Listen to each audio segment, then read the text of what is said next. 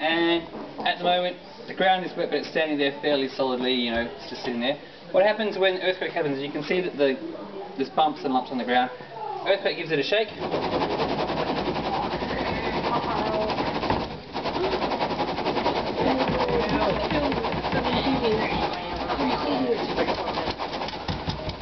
So not only does the building fall over, it actually starts sinking into the mud. And you've gone from what was fairly dry to what's now got wet, sloopy stuff on the surface. So as it continues to shake, earth aftershakes, all that kind of stuff, the buildings actually sink down underneath the water. So the process of